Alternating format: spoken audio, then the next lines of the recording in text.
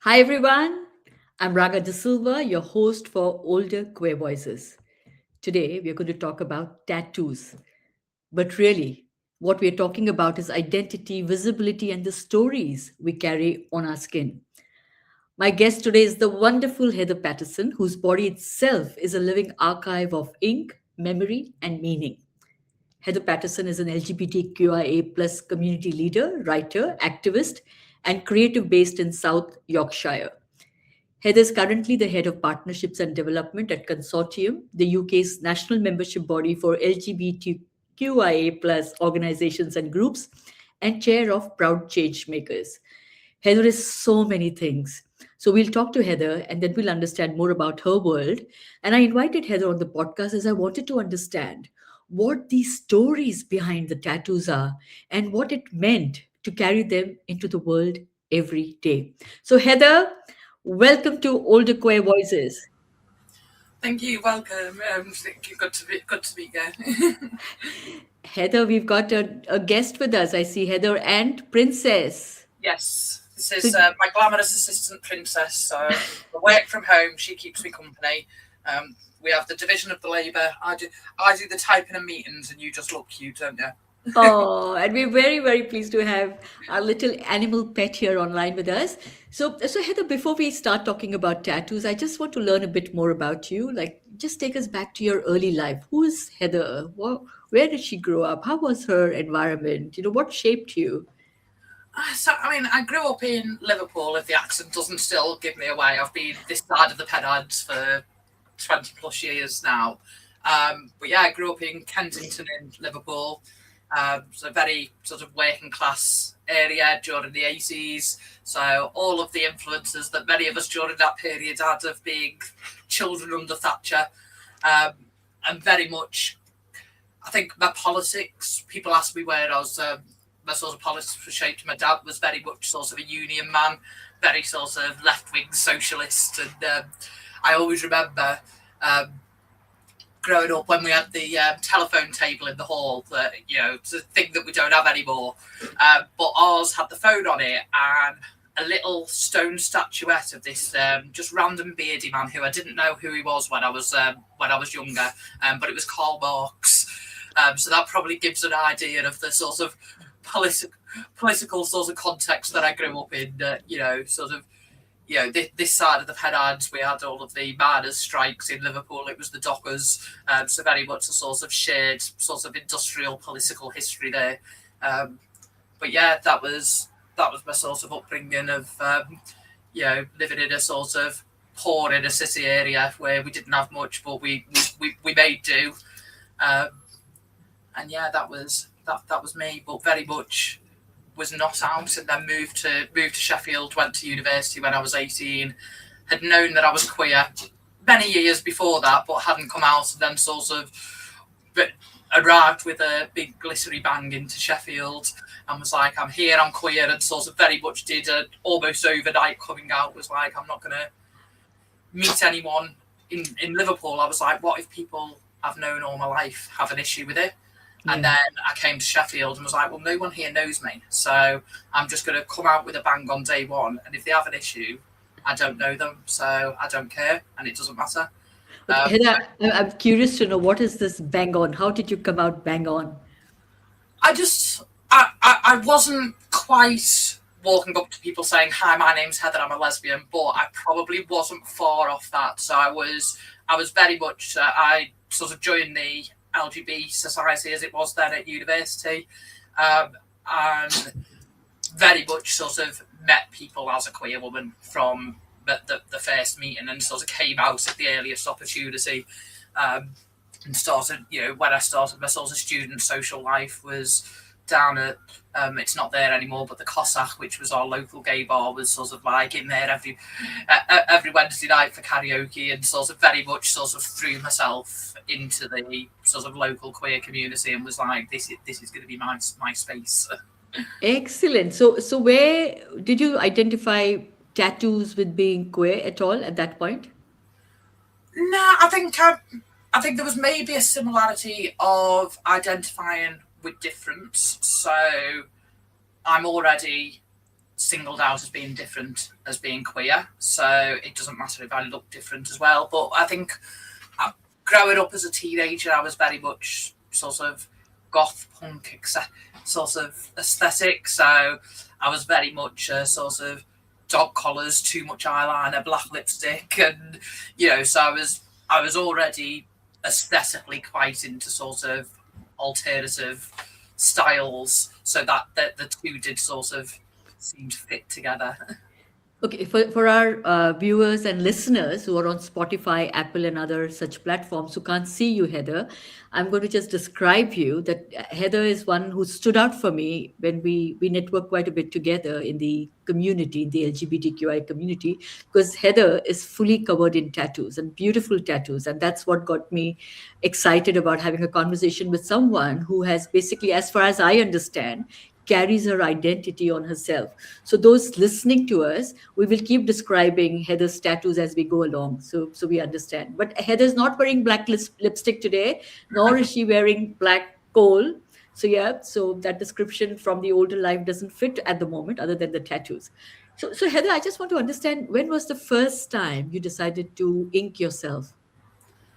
So my very first one, I was 18 years old. I'd just moved away from home, and I got these two little fairies on my leg. And I say little, it sort of covers half my calf, but it's like these two flower fairies with flowers around and little bees and stuff. So it was quite a large tattoo for my first one. But I was probably about 14, 15 when I decided that I wanted it. So that was the one that was the longest in the planning, because I then had to wait sort of 3-4 years before I was able to get it. And literally, I was probably my first week in Sheffield and had my student loan in my pocket and was not used to budgeting. I'd gone from £5 a week pocket money to living away from home on my own and having a student loan and not really realising this has got to last me all year. So went and straight to the tattoo studio and then figured out living on beans on toast for the rest of the year. It was like a problem for another day. It is expensive, isn't it, to have tattoos? People don't realize how expensive it is, right? Yeah, it always makes me laugh when people say about, how will you get a job? And you're like, one, I have quite a senior role. That's not an issue. But I'm like, they're not cheap. How do you think we pay for them? Like, people who are covered in tattoos have jobs because we need to this. It's not a cheap habit. No, but we'll get to that. We'll get to that part as well, because I'm very curious to understand the professional life around tattoos. But we'll come to that. Before we go there, I just want to understand. So when you got your first tattoo, there's excitement for 4 years. It's built up for you. You've got your first tattoo around the same time as you are having this big bang of coming out. So it's all happening for you, right, at that time. Was it gratifying, your first tattoo? It was. I was really excited to get it, and I was really pleased. It was like me going out into the world, doing something on my own. It was also, I still wasn't out back at home. I still either out for my sexuality, but also I didn't tell my parents that I got tattooed. So I would go home as a teenager. I had the sort of my mother going, "You're not going out dressed like that, put some clothes on." And then I went to uni and I came back and suddenly I'd start dressing very conservatively when I went back home. And my mother was like, "Oh, she's settled down, she's got sensible." But what she didn't realise was that I was just covering the tattoos up. I think it was about 3-4 years. I think I was about I think I was 21. So I think I managed to hide having any tattoos for 3 years, by which time I had not as many as I have now, but I had quite a few. But I had tattoos on my arms and legs and sort of had to go home wearing long sleeves.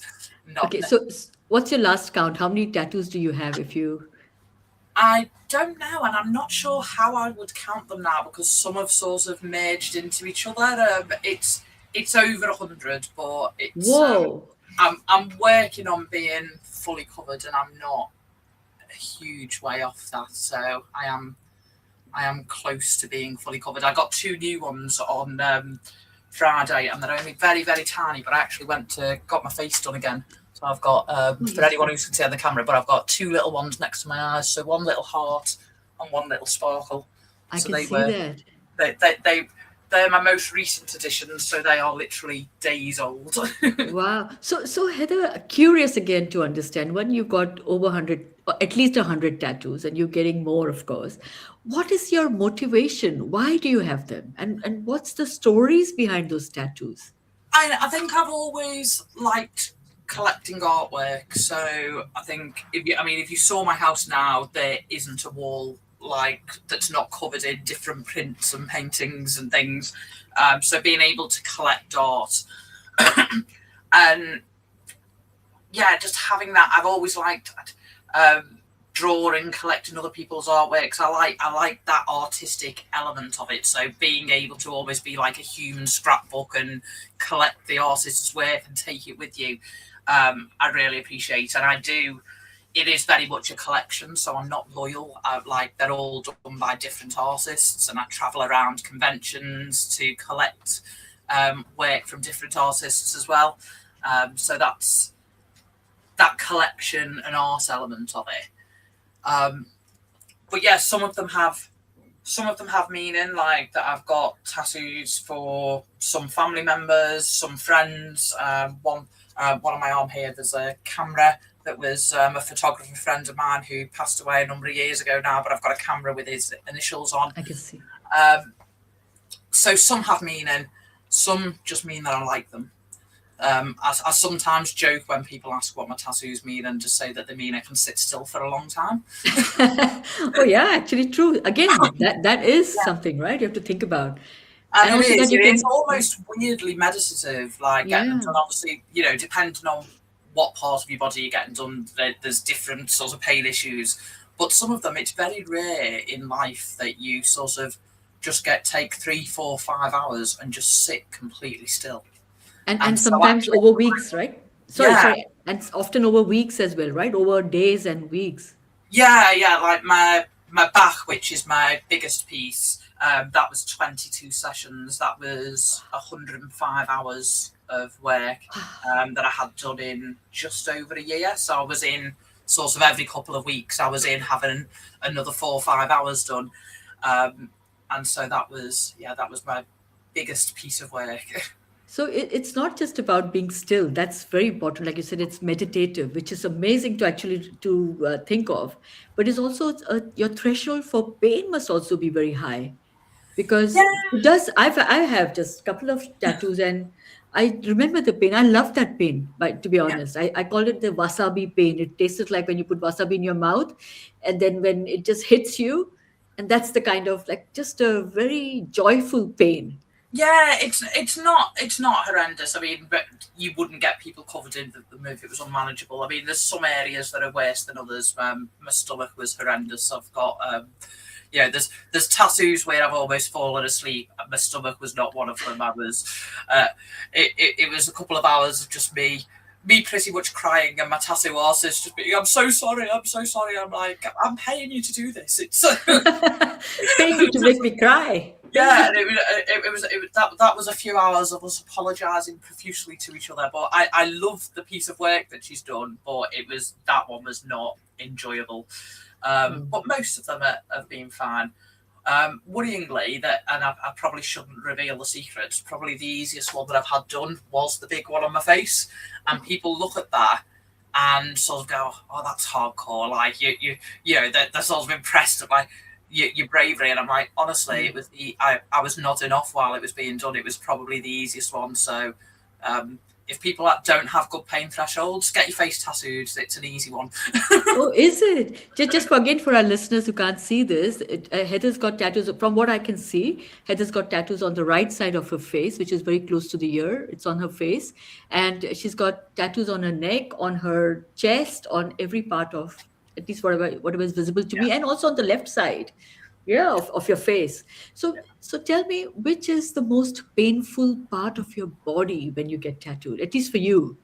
Um, it it varies for different people, but for me, the most painful one that I've had without numbing cream was my stomach, and I have also had my nipples done, which was um, that's the only time I had to tap out on that, and I had to go back with the numbing for that, because I just wouldn't have physically been able to sit through that at all. So that was definitely the hardest. Yeah, so you did your first nipples, and then you when you did the other one, did you like say, am I mad? Am I like, is this Uh, crazy? no, weirdly, I had them both done, but the design from the outside in, I could only go so far, and I couldn't get close to the actual nipple. So I had both done, but they were both half done, and I had to go back to have the centre, the most painful part done with the numbing. So How interesting, Heather. That your story is really interesting. And I'm going to get into the professional part of it because we all work in a certain area, and I know you work for a charity. I was raised and I worked for first half of my life in India, and I know very distinctly someone telling, because I've loved tattoos as well all my life, but I've never had the courage until I came, went away from India to have a tattoo, because I didn't know how professionally how I would be accepted. And I remember someone telling me, don't get nose piercings, no, don't get tattoos. You will never find a senior job here. And so I didn't. But I remember at one point thinking, that's it, I don't care. Now I will do what I want. And that's not stopped me in my professional career. So how has that been for you? So I think initially when I started, that was a concern, and when I looked at where I got my first tattoos, they were all places that could be concealed and not shown at work. Um, and I always said, "Oh, I won't go too far down my arms. I won't get my chest or neck done. I'd certainly never get my face done." Um, Obviously, those have all gone out of the window now, because I did think that it would hold me back, and I think partly attitudes have changed over the years. So you do see more people now in professional roles who've got tattoos, so that socially, we're a lot more accepted of them. But I also think it's about proving yourself as well, your own experience, your own knowledge, and what once I became more heavily visibly tattooed and they were beyond a point of being hidden. Alongside that, I've been working my way up at work, and so they'd sort of recruited someone who didn't have many tattoos and then ended up with someone who had a lot. Um, so yeah, sorry to that, to some of my former employers that they didn't get what they signed up to. But I started to use it as a strength. So in some of one of my former roles, I used to deliver a lot of training, and although I worked in the charity sector that was very liberal and open and accepting, and they didn't care how many tattoos I had, I would then go in to deliver training in sort of statutory sector organisations and corporate organisations where that wasn't maybe the norm as much. And I knew as soon as I walked in that I looked different. So I'd just address the elephant in the room straight away. So I'd walk in, and in my intro, I would say to them, I'm not here because my face fits. Look at me like I clearly don't. So I'm not here because my face fits. So I must be here because I've got something worth listening to. So I must be here for another reason, because I certainly don't. So I would openly acknowledge the fact that I didn't fit in, and that would almost take the wind out of the sails, because you could see some people who maybe were looking at me going, "Oh, who's this like covered in tattoos person that's just walked in?" But then I've just sort of addressed that and be like, you'd see them sort of sit up and be like, "Okay, now we're paying attention." But also, like in my current role and in other roles, a lot of what we do is networking, partnerships, work, community. People remember me. Yeah. So if you walk into a room with 20 white men in navy blue suits who all sort of look the same, and you can't remember whether it's Ben or Steve or Mike that you spoke to, and which one was that person, people remember me. So they're like, "Oh, the ginger Scouse woman with the face tattoos." There's only one who meets that description. So when you're relying on a lot of your work, a lot of your campaigning, a lot of your fundraising, whatever it might be, on being memorable and being, you might have a couple of minutes with someone to get your message across and then hope that they remember you. Like being memorable is a strength. That's a great point again. But you know how there is a lot of judgment, right? And I remember you and I discussed about you walking around the streets, and you can see on people's faces how they have opinions, and they've already judged you before you even opened your mouth.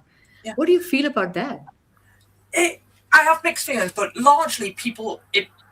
One of the things of being different, and for me, my visible difference is being heavily tattooed. For other people, it might be a visible disability or a different skin color or whatever it may be. But if someone is going to judge you on how you look without knowing you, and especially if they're going to be offensive or abusive, I would rather they did that straight away on day one than we get to know someone, spend some time with them, and then them come out with some really like awful opinions and be like, oh, hang on, how do I now deal with that? Because this is now someone who I know and who I have a relationship with, but then I've just discovered a really problematic view that they hold.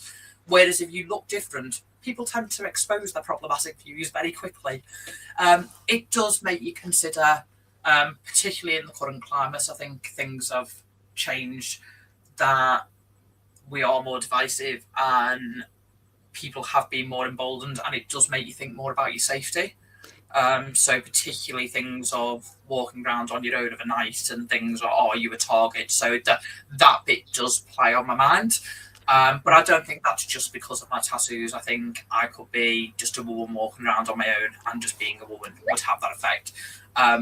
But even things like, I stopped when I was working in the office. I work from home mostly now. But there was a point when the climate changed enough that I started taking my rainbow lanyard off for the bus home, because I felt that may be more of a target. So I do some drag and some performance and DJing outside of my day job, and sort of do some sort of nighttime events. And I used to, because I'm a cheap northerner, get the bus to those events, and I would happily troll through Rotherham bus station in full drags with all my tattoos and not bat an eyelid. I'll get a taxi now, because I'm just like, I don't need to be, because I feel that that's riskier. So I think in some ways social attitudes have changed. So yeah, we're more accepting of tattoos, but as a whole, I think we're less accepting of difference. We have, I think probably we've emboldened. I think the majority are more accepting, but the minority who aren't have been emboldened, and that is a consideration, I think, for all of us. So it's Sure. Sure. It kind of adds to the fear, right? Of whatever, as a woman, first of all, then you're queer, and then you have tattoos, and then you are, you live in maybe spaces where everybody doesn't know you for who you are. So that becomes very challenging, I'm sure. I just want to know, have you ever been discriminated in any environment, maybe workplaces or even within your own social circle, just because of, or positively or negatively? I don't know if I've been discriminated against openly because of the way that I look.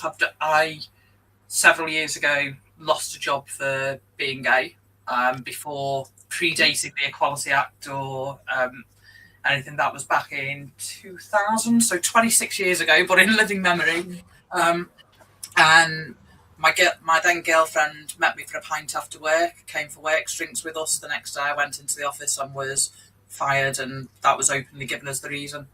Wow. Yeah, so, but that wasn't to do with my tattoos, that was to do with my sexuality. But that was, no one's ever said, like, people have pointed out my tattoos, and they've commented on them positively or negatively, but I'm not aware of where it's been openly. But, obviously I've been for job interviews and not got them. Has that been a factor? Yeah. I don't know. So yeah, I honestly couldn't say, but I know that the positive ones I know about, because people have told me, because so people will say, oh, we remembered you because of your tattoos, and like, or they'll come and speak to me and like, oh, I had to come and like say how much I love your ink, or get a closer look at that, and so the positive ones people are very open about, whereas the negative ones, certainly in a professional context, people tend to keep to themselves. But it doesn't mean that they're not necessarily making those judgments or. Yeah. Yeah, sure. Just from my experience with you, I remember, I mean, I've met you quite a few times now. And I remember in my head, I'm thinking, oh, how cool. First of all, that was like, how cool is that? Like, I think I admire people who are able to do whatever they want. It's your body. And, without these fears of how people will judge, because life goes on for everyone, regardless of what they think of you or not. So for me, it was like cool. It was brave. I've been through that little bit of pain, like I said. I was like, wow, that takes bravery, and that is courageous as well. And to me, also in a way, I was judging you, and I was thinking, oh, actually, by saying all these things or thinking about these things, I'm judging you as well. But my judgment was positive, because I love people who are artists. For me, it's an art. And one of the things that I remember from our last conversation, Heather, was that you said some of the tattoos you have tattooed yourself. Yes, And yeah. I want to know more about that. Yeah, it was something that I don't think it's something that I'm going to pursue, but I always wanted to just really have a go. And some of my friends and colleagues at a former role knew that I'd always had that thing of wanting to try it myself. And I used to work for Together Women project in Sheffield on the Young Women's Voice and Influence project. And when I left that role, as my leaving present, they got me a tattoo machine. So I was like, right, now is the time. They've bought me a tattoo machine, so now I get to do it. And I did 2 tattoos myself, both on my feet. I did the soles of my feet, but I purposely did the soles of my feet because they're not permanent. So the skin on the soles of your feet sheds more than other areas. So they won't they'll last a few years, but eventually they will just wear off. So that I knew I could do something on the soles of my feet, and if it was rubbish, it would go away. So I just tattooed left and right on the soles of my feet, just as having a go. And then I did do a tattoo on my ankle as well, which I have subsequently had a tattoo artist go and tidy up for me, but I didn't get them to get rid of it. But I just got them to neaten it up. But I did for anyone seeing the video, of course, I did a trans rights, human rights tattoo. So I had to go at doing some text, and I got a tattoo artist to tidy it up and then do the colour bit above it. It's beautiful colors. Obviously, the soles of my feet have gone now, so I think you can very faintly see a little bit here. Just get my wasn't expecting to pop my feet up on camera. No, but that's great to know. So in terms of tattoo, when someone else is doing it on you versus you doing it yourself, which is easier, which is more painful? It's probably easier yourself because you can stop and start as much as you like. So I can literally do one tiny line and then take a breather for a minute and then do another little tiny line, and I can feel my own body and pain threshold and do that, whereas you wouldn't get a tattoo artist and be stopping them every 2 minutes. You just have to, if it hits a awkward bit, you just have to grit your teeth. So on that sense, it's easier, but really I would probably recommend that people I knew that I wasn't going to do the best quality tattoos. I just wanted to have a go. So I was quite sensible in going, I'm not going to do it anywhere massively visible, and I know that I might have to get a professional to fix it up. Sure. Do you think it is different for, and I'm going to use the word, the genders? Is it different for men and women, for instance, when they're out in the workplaces with like tattoos? Because I'll tell you why I asked this question. I remember very recently coming across a post on an Insta reel of this person who's fully tattooed. Like there's not a single spot left on their face at all, or on their body. And I believe that they were very highly discriminated, and they were bullied, and they were ridiculed, and they're constantly, they have a child now as well. So it became difficult for them. And so over time, they've been considering getting rid of some of their facial tattoos. So do you think it is different for men, women? I think it's in combination of definitely for heterosexual men and women. I think there is a difference for queer women, because I think so much of what we do is perceived by the sort of male gaze, and I'm not. I in fact I posted about this a little while ago, but it was a few months back now, and I was just waiting for a bus home, and a random man at the bus station pointed at my face tattoo and said, "Does your boyfriend fancy you with that?" And I was like, so many assumptions, but that, like, assumption that as women, what we're doing Yeah. is for men and it's through the male gaze. But as a queer woman, that's not my focus anyway. So Yeah. if I'm unattractive to men, that is fine because they are unattractive to me. So Yeah. I think potentially heterosexual women get judged differently to straight women. So I think there is definitely a Yes. gender element, but I think it has that combination. But it's interesting that some random person, some random stranger felt they had the permission to or the license to say to you whatever they said to you. Isn't Yeah. that weird? I mean, did you respond to that at all, or did you just I, start the I, engagement? I just said, well, I like it, and gave him and just sort of gave him Yeah. a go Yeah. away glare, and he did. Yeah.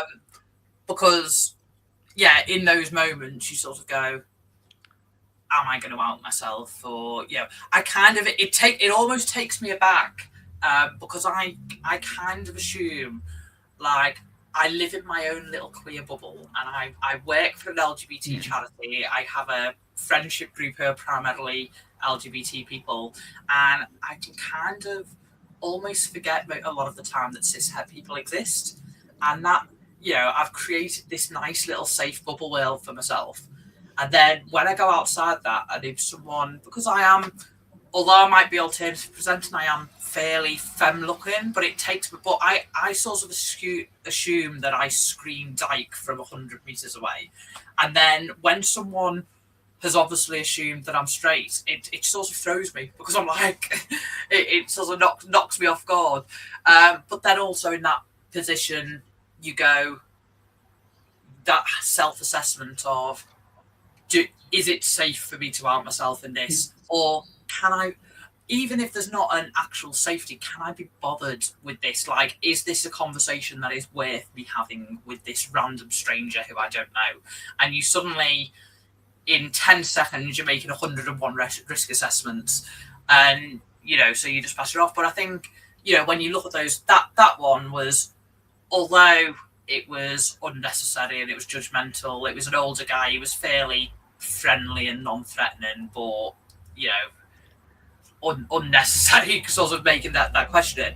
But then if I think of times when there have been more actively threatening, I can think of two occasions where I've just got some grief from a group of teenagers on the street. And in the moment, those sort of fight or flight responses, and in both occasions, I responded very differently.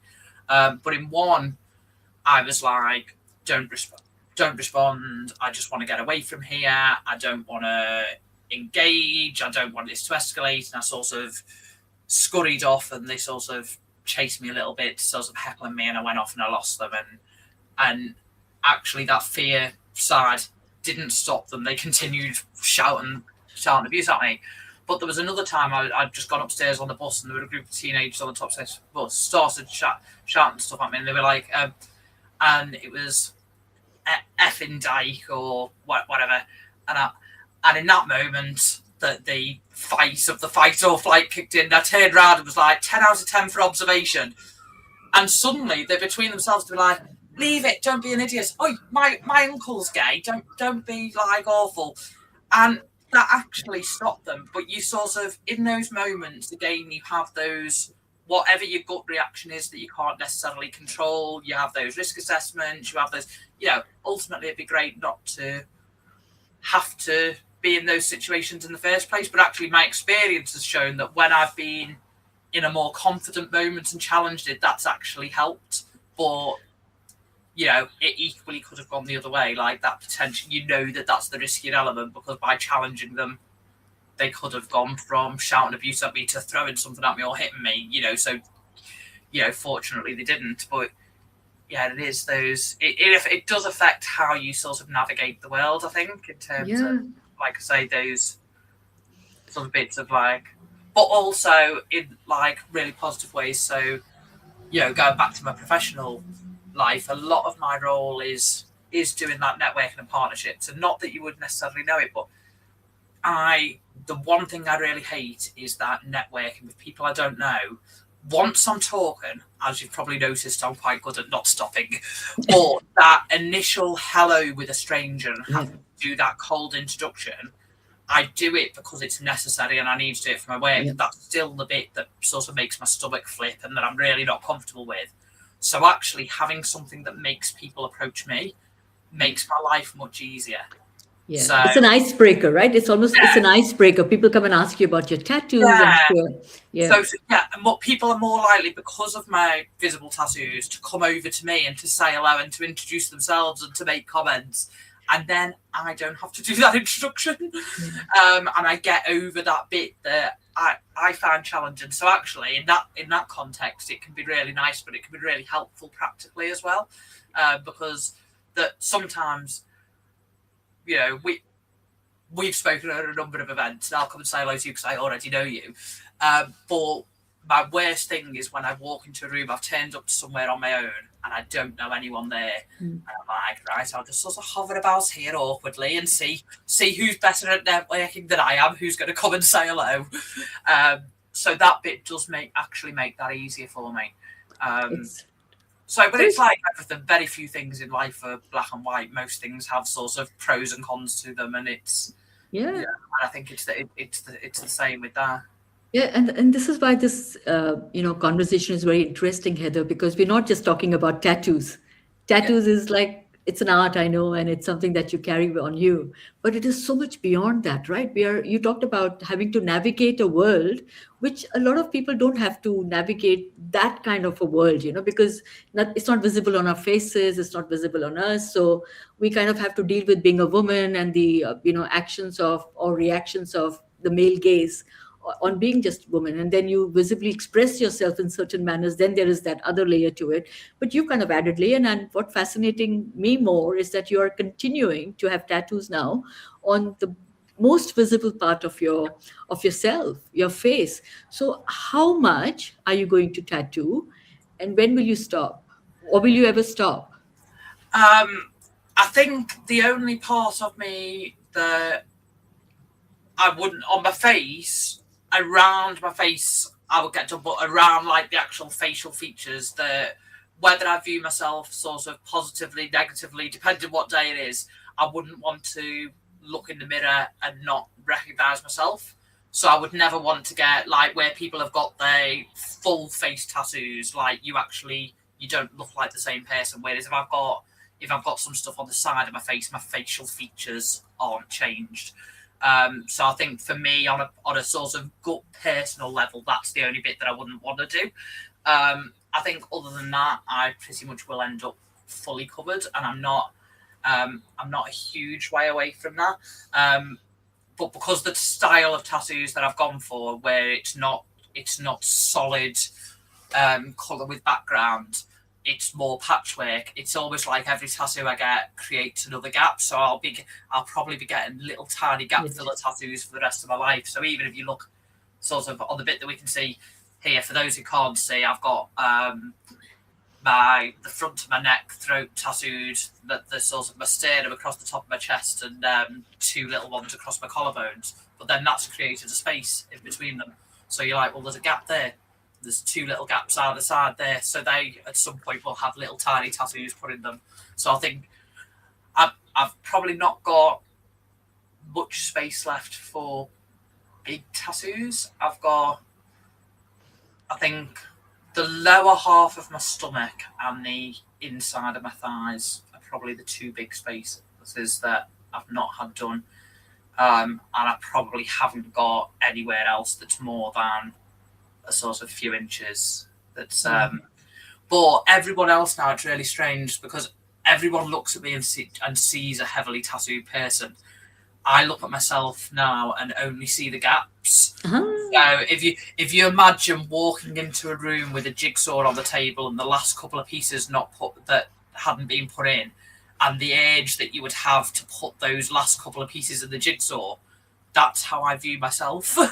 How so interesting, how so interesting. I just constantly I see the bits of plain skin, um, and constantly looking down this. I need to put something in that space. So if we kidnap you, Heather, you're worth a lot, isn't it? Yeah, I'd hate to add it up in its entirety. I've probably got a rough estimate. It's in the thousands. Wait. But I used to say that for what I'd spent on my tattoos, I could have bought a cheap car. For what I've spent on my tattoos now, I probably could have bought a very nice car. And I'm probably edging not quite to a house, but probably a house deposit. Okay, we're nearly to the end of our podcast conversation, but I just want to ask you. I mean, I'll of course give you a chance to say whatever else you need to say, but I just need to ask you when you talked about looking in the mirror. So when you see Heather Paterson in the mirror, fully yourself, the way you are now, what do you see? Who do you see? I think like most of us, I see a work in progress. Um, but yeah, I think we're all sort of at the midpoint on our journeys at different stages of it. But I've sort of mapped my journey across my body.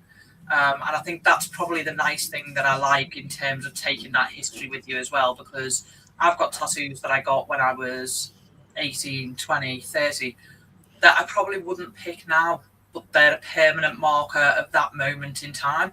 So, you know, that Spice Girls tattoo that I got when I was 32 years old. To be fair, that's probably a poor example because I absolutely will get another Spice Girls tattoo today.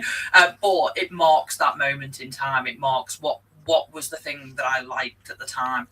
And so, yeah, having that history mapped across your body, I think is, yeah, It's it amazing. carries the memories with you.